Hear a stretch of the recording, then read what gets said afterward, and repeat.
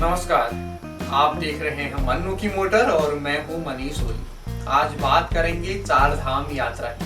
चार धाम यानी कि गंगोत्री, यमुनोत्री, बद्रीनाथ और केदारनाथ। अभी तक सिर्फ चार धाम की इस यात्रा में उत्तराखंड के लोग ही शामिल हो सकते थे, लेकिन अब आप सभी लोग इस यात्रा में शामिल हो सकेंगे। उत्तराखंड सरकार ने वो रिस्ट्रिक्शंस हटा दिए हैं और नई गाइडलाइंस जारी की गई हैं। इसके तहत कुछ नए रूल्स बने हैं जिनको फॉलो करने के बाद देश के किसी भी हिस्से में रहने वाला व्यक्ति इस यात्रा में शामिल हो सकता है। तो आज के वीडियो में हम बात करेंगे उन रूल्स पर, उन रेगुलेशंस पर और जानेंगे कि किस तरीके से उनको फॉलो करके आप ये यात्रा कर सकते हैं, दर्शन कर सकते हैं। तो आइए शुरू करते हैं। अगर आप उत्तराखंड से बाहर रहते हैं और चार धाम यात्रा करना चाहते हैं तो आपके लिए सबसे ज़रूरी है कोरोना का टेस्ट कराना। कोरोना यानी कोविड-19 का टेस्ट। और ये टेस्ट बहुत पुराना भी नहीं होना चाहिए। जब आप उत्तराखंड आएंगे तो उससे 72 घंटे के भीतर ही ये टेस्ट होना चाहिए। इसमें एक बात और ध्यान में रखिएगा कि ये टेस्ट ICMR यानी कि Indian council of medical research, Bharatiya Ayurvigyan अनुसंधान परिषद द्वारा अधिकृत लैब में ही होना चाहिए। जिन लैब्स को ICMR ने अधिकृत नहीं किया है वहाँ का टेस्ट मान्य नहीं होगा। और इसके साथ ही इस बात का भी ध्यान रखिएगा कि कोविड-19 का कौन सा टेस्ट आप करा रहे हैं, क्योंकि आजकल मुख्य रूप से दो तरीकों से टेस्ट हो रहे हैं। एक तो RT-PCR टेस्ट और दूसरा है रैपिड एंटीबॉडीज टेस्ट। तो जो रैपिड एंटीबॉडीज टेस्ट होता है उसमें आपके खून का सैंपल लिया जाता है और आधे 1 घंटे में उसका रिजल्ट आ जाता है। लेकिन ध्यान रखिएगा, रैपिड एंटीबॉडीज टेस्ट में भले ही आप निगेटिव आ जाएं, उसकी रिपोर्ट के आधार पर आप चार धाम यात्रा नहीं कर पाएंगे। चार धाम यात्रा करने के लिए आपको RT-PCR टेस्ट कराना होगा। RT-PCR टेस्ट वो टेस्ट होता है जिसमें गले से या फिर नाक से सैंपल लिया जाता है। आपने इस तरह के सैंपल लेते हुए कई फ़ोटो या वीडियो देखे होंगे। इस टेस्ट का रिजल्ट आने में 12 से 24 घंटे तक का समय लग जाता है और ये रैपिड एंटीबॉडीज टेस्ट की तुलना में थोड़ा महंगा भी है। लेकिन अगर आप चार धाम यात्रा में आना चाहते हैं तो आपको RT-PCR टेस्ट कराना होगा और रिपोर्ट निगेटिव आने पर ही आपको यात्रा की अनुमति होगी।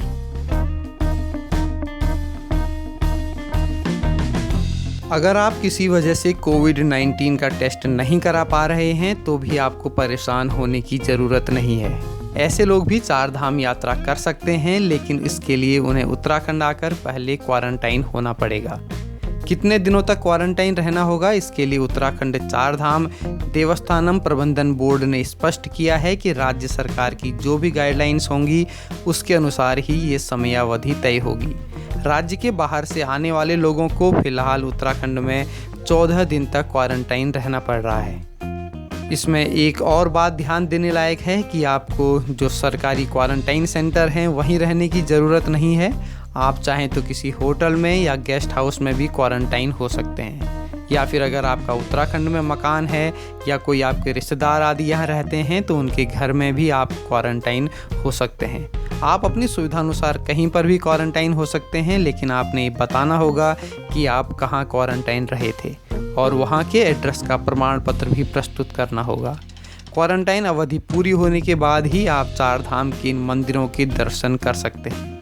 लेकिन अगर आपने उत्तराखंड आने से 72 घंटे पहले कोविड-19 का टेस्ट कराया है और आपकी रिपोर्ट निगेटिव है तो फिर आपको क्वारंटीन रहने की कोई ज़रूरत नहीं है। उत्तराखंड में रहने वाले लोगों के लिए चार धाम दर्शन की वही पुरानी व्यवस्था रहेगी। वे चाहे उत्तराखंड के किसी भी ज़िले के हों, बिना किसी कोरोना टेस्ट के या बगैर कहीं क्वारंटाइन हुए चारों धामों के दर्शन कर सकते हैं।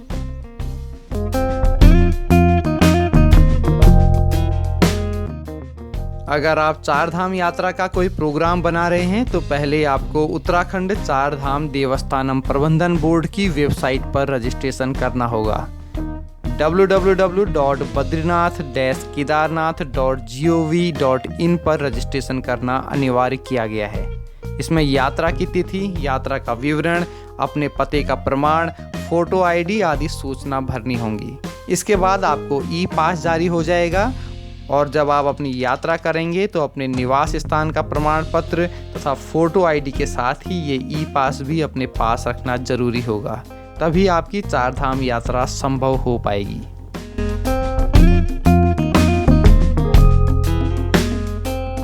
किसी भी धाम में रुकने के लिए आपको एक रात की ही अनुमति मिलेगी, उससे अधिक आप किसी एक धाम में नहीं रुक पाएंगे। लेकिन किसी आपदा की स्थिति में या फिर रोड ब्लॉक आदि होने पर या फिर स्वास्थ्य कारणों से इस अवधि को आपातकालीन परिस्थिति में बढ़ाया जा सकता है।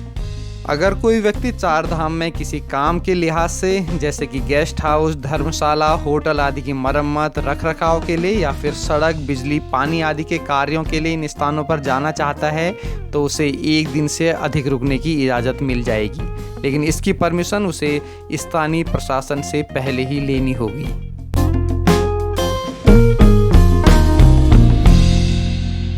सरकार ने स्पष्ट किया है कि पुजारियों व श्रद्धालुओं दोनों की सुरक्षा को देखते हुए चार धामों के किसी भी मंदिर के गर्भगृह में प्रवेश की इजाज़त नहीं होगी। यहाँ तक कि सभा मंडप का जो भाग गर्भगृह से मिलता है वहाँ भी श्रद्धालु नहीं जा सकेंगे। श्रद्धालुओं को किसी भी मंदिर में मूर्ति के स्पर्श करने की इजाज़त भी नहीं होगी।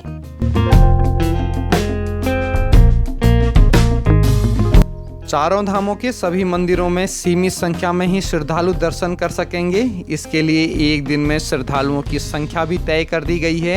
एक दिन में बद्रीनाथ में 1200, केदारनाथ में 800, गंगोत्री में 600 और यमुनोत्री में अधिकतम 400 श्रद्धालु ही दर्शन कर सकेंगे। इस तरह सभी चारों धामों में एक दिन में अधिकतम दर्शन करने वालों की संख्या 2000 होगी।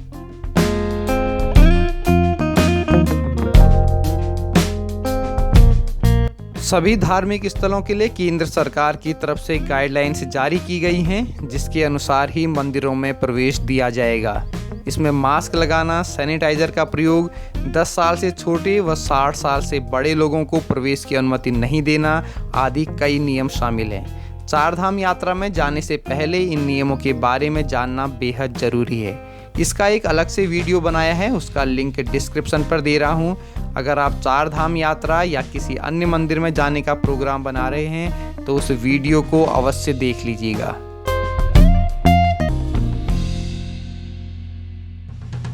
चार धाम यात्रा को पहले सिर्फ उन्हीं जिलों के निवासियों के लिए खोला गया था जहां पर ये मंदिर स्थित हैं। जैसे गंगोत्री व यमुनोत्री उत्तरकाशी जिले में हैं तो बद्रीनाथ चमोली जिले में और केदारनाथ रुद्रप्रयाग जिले में। पहले यहीं के निवासियों को उन मंदिरों के दर्शन करने की इजाज़त दी गई थी। फिर दूसरे चरण में चार धाम यात्रा उत्तराखंड में रहने वाले सभी निवासियों के लिए खोल दी गई, लेकिन उसमें भी कुछ नियम तय किए गए थे जो वर्तमान में भी लागू हैं। जैसे कोरोना संक्रमण के लक्षण वाला व्यक्ति चार धाम की यात्रा नहीं कर सकता है या फिर चार धाम के किसी भी मंदिर में जाने से पहले ई पास बनाना अनिवार्य किया गया था। और भी इस तरह के कई नियम पहले से ही बना दिए गए थे जिनका कुछ समय पहले हमने अभी जिक्र भी किया। उत्तराखंड के कई लोग इस दौरान चार धाम यात्रा कर चुके हैं। लगभग सभी मंदिरों में गंगोत्री, यमुनोत्री, बद्रीनाथ और केदारनाथ में तीर्थ यात्री दर्शन कर चुके हैं और लगातार लोग इन मंदिरों में पहुंच रहे हैं। उत्तराखंड चार धाम देवस्थानम प्रबंधन बोर्ड के सीईओ रविनाथ रमन भी कहते हैं कि वर्तमान में लगभग 400 तीर्थ यात्री इन मंदिरों के दर्शन कर रहे हैं।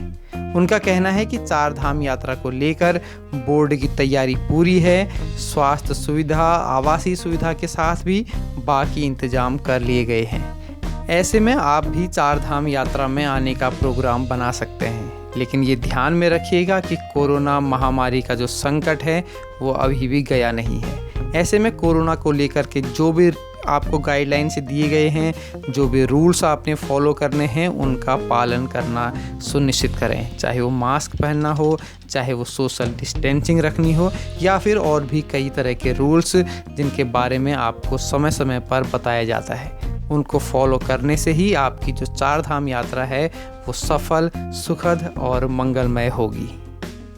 उम्मीद है आपको आज का ये वीडियो पसंद आया होगा। चार धाम यात्रा को लेकर मन में कोई सवाल हो तो आप कमेंट्स में पूछ सकते हैं। वीडियो पसंद आए तो लाइक कीजिएगा और अपने साथियों के साथ शेयर करना मत भूलिएगा। जल्द ही मिलते हैं किसी नए वीडियो के साथ, तब तक दीजिए इजाज़त। नमस्कार। आप देख रहे हैं मन्नू की मोती।